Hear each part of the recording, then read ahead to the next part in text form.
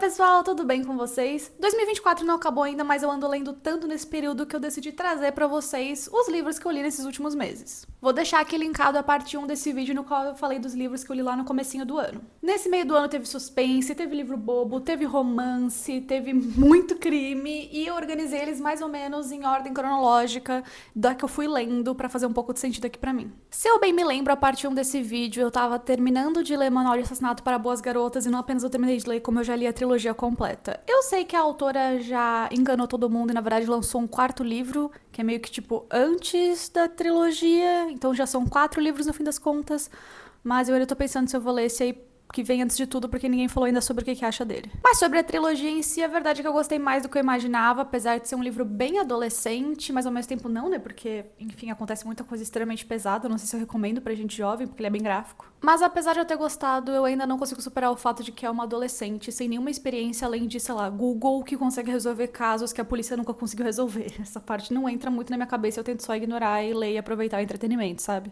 Mas tirando eu achar isso um pouco forçado, eu gosto dos plot twists, eu gosto de como resolve a história, e, enfim, até mesmo o final piegas, curti. O livro 1 e 2, eles têm um formato bem parecido, a narrativa é meio que a mesma, ela tentando resolver um mistério, então eu fiquei um pouco broxada quando eu li o segundo. Já o terceiro tem também ali um pouco desse mesmo formato, mas tem uma outra história bem diferente, especialmente porque fala muito sobre a saúde mental dela, depois de ter passado, né, pelos 2 primeiros livros, e ele é muito longo, gente, juro, eu sofri pra terminar esse negócio aqui, viu? E não porque é chato, eu tava, na verdade, obcecada pra saber se ia dar tudo certo, mas deixa eu até pesquisar quantas páginas tem esse negócio, que como eu leio no Kindle, eu não presto atenção nisso. 496 páginas. Só que, então talvez o livro não seja tão bom assim, né? Porque eu já li livro mais grosso mais rápido, mas enfim. Achei ruim? Não. Super recomendo? Não sei. Talvez se você curte muito coisas de true crime como eu, seja interessante. Se você ainda curte ali um pouco de romance adolescente, beleza.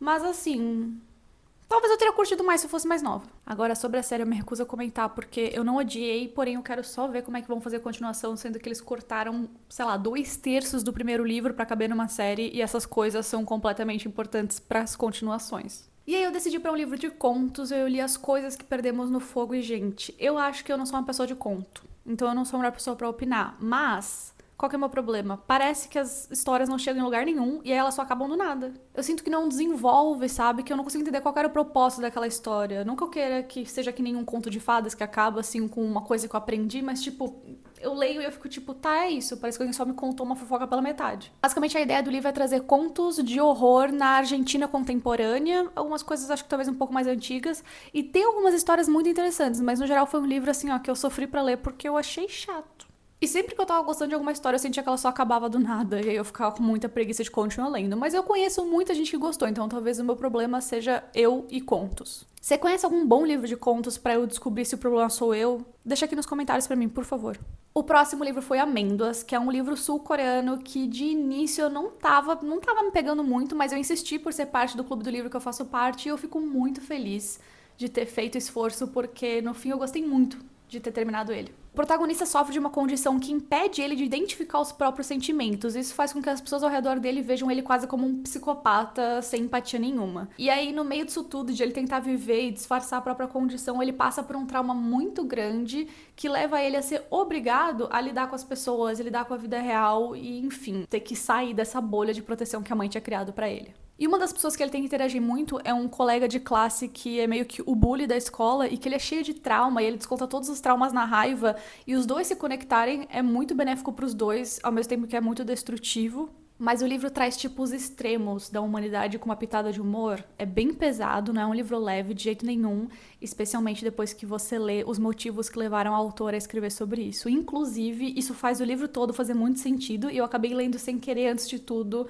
e talvez eu recomende. Ler aquele finalzinho que fala sobre a autora, ou que ela fala os agradecimentos antes de ler o livro. E falando em livros pesados esse ano, por conta desse mesmo clube do livro, eu acabei relendo A Paciente Silenciosa, que eu tinha lido uns anos atrás e tinha gostado muito, e eu gostei muito de novo, sendo que nem faz tanto tempo assim que eu li, e ainda assim tinha alguns detalhes que eu não lembrava, e é muito legal você reler um livro que tem um plot twist tão grande quanto esse, porque aí você acaba pescando algumas coisas, apesar de que eu não acho que esse é um livro que entregou realmente no fim. Basicamente, você tá acompanhando essa grande artista que foi presa não, né? Ela foi, na verdade, internada porque ela supostamente matou o marido dela de uma forma muito absurda, e desde aquele dia ela não fala mais.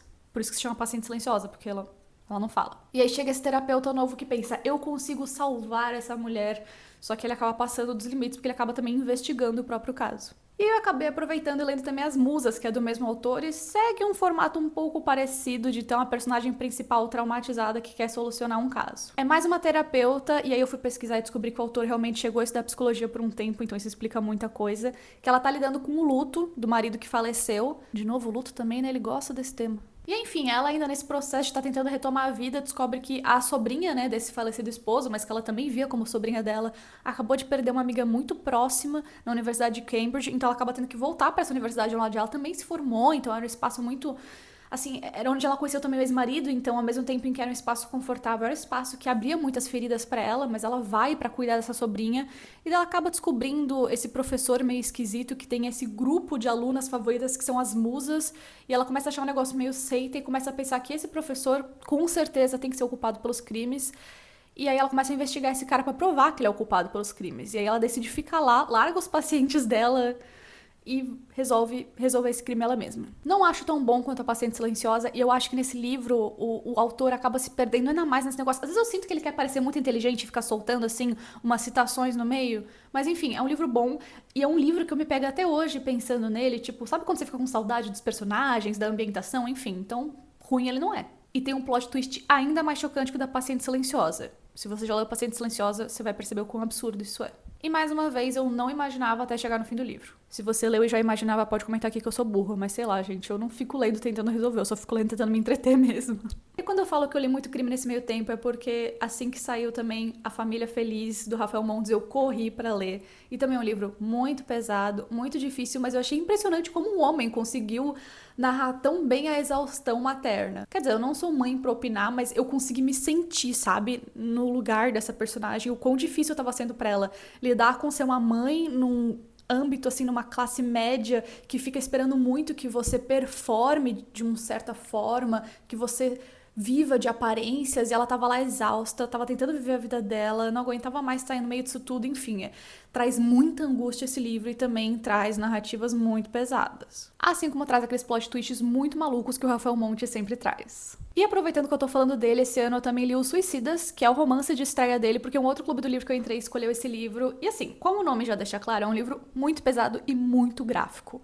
Foi a primeira vez em muito tempo que eu parei de ler um livro antes de dormir porque eu tava tendo pesadelos por conta dele. Basicamente é um grupo de amigos, colegas, conhecidos que decidem se juntar por conta dos traumas de cada um pra fazer uma roleta russa do qual ninguém vai sair vivo. Apesar de seguir muito o formato das histórias do Rafael Montes, dessa vez o livro é escrito como forma de diário de uma das pessoas que tá ali nesse meio e que ele decide registrar tudo que tá acontecendo, e ao mesmo tempo em que vai para um futuro onde as mães dessas vítimas estão ali com a delegada tentando entender o que aconteceu para levar eles a fazerem isso. É um livro muito interessante, mas eu acho que é interessante pontuar que se você já leu outros livros do Rafael Montes antes, como eu, né, que deixei, esse foi acho que o último livro dele que eu li, apesar de ser o primeiro dele, dá pra ver que tem uma imaturidade literária, digamos assim, que ele ainda tá aprendendo a encontrar a forma dele de falar, porque ele acaba caindo nos clichês, umas coisas meio piegas, sabe? Mas tirando isso, é um ótimo livro. E falando em autores brasileiros que eu amo, vídeo passado eu falei pra vocês que eu fui ler Tudo é Rio e que foi um livro que eu criei expectativas muito altas por conta do que todo mundo falava e eu não entendi muito bem de início como eu me senti sobre ele, e aí eu acabei lendo os outros 2 livros da Carla Madeira nesse período. A Natureza da Mordida traz a história de uma menina traumatizada que um dia vai numa banca e acaba conhecendo uma senhora que foi psicanalista e que tá num processo de perder a memória dela, entrar em estado de demência, e elas acabam desabafando uma com a outra, contando da vida uma pra outra. E é um livro que fica se dividindo entre as 2 personagens principais, então às vezes tu tá finalmente descobrindo o que aconteceu na vida da menina, e aí tipo, corta e volta pra vida da senhora, e você fica tipo, tá, mas o que aconteceu? Você fica com muita gana de terminar o livro logo, você fica muito encantado. Porque assim, ó, pra mim, nos livros da Carla Madeira, o protagonista não é alguém, o protagonista é sempre o quanto ela consegue aprofundar esses personagens. Eu acho fascinante, parece que eu conheço toda a complexidade de cada uma das pessoas que ela cita lá, mesmo pessoas que só passaram por ali. Tem aquele formato Carla Madeira de ter um monte de frase de efeito que eu sei que ela odeia que fale isso, gente, mas é verdade. E no fim tem um plot twist tão chocante que quase vira uma história de suspense, mas isso não é ruim. Mas, enfim, é muito bonito ver o vínculo que essas 2 pessoas criam no meio dessa situação toda e nos traumas que conectam elas, sabe? E aí, falando em traumas, li o livro da Carla Madeira que mais me deixou traumatizada, que foi Véspera, que conta a história dos irmãos Caim e Abel e a família deles. E sim, o nome deles faz parte da história. Mais uma família desestruturada que não sabe se comunicar e como tudo isso destruiu a vida de todos eles. É um livro que fica pulando entre passado, presente e futuro, digamos assim, 3 tempos temporais, né? Na verdade, não é bem um futuro, né? Se você tá vivendo ele naquele momento. Mas dá aquela agonia de você, poxa, agora eu quero voltar lá pra trás, entender o que aconteceu. Não, mas peraí, o que tava acontecendo aqui no presente, enfim. A única coisa que eu não gostei no livro é o capítulo final, eu não achei ele necessário, e inclusive depois vendo o Roda Viva da Carla Madeira, que inclusive eu recomendo muito pra quem gosta dela, ela fala que na verdade aquele capítulo final não existia. Foi algum editor, eu acho, ou algum tradutor que acabou sugerindo esse capítulo final pra meio que amarrar a história, mas eu senti que não precisava não. Mas ufa, obrigada por ter me ouvido até aqui. Se você gostou desse vídeo, deixa aqui sua curtida e se inscreva no canal. E por favor, deixa aqui nos comentários outros livros desse mesmo estilo que você acha que eu deveria ler, ou algum livro que você leu esse ano e gostou muito pra eu conhecer também. E se você curtiu alguns livros que eu descrevi aqui, todos os links vão estar aqui na descrição pra você comprar eles também. Ainda temos aí uns 2 meses e meio pra encerrar as leituras desse ano, então aguardo dicas. Até a próxima!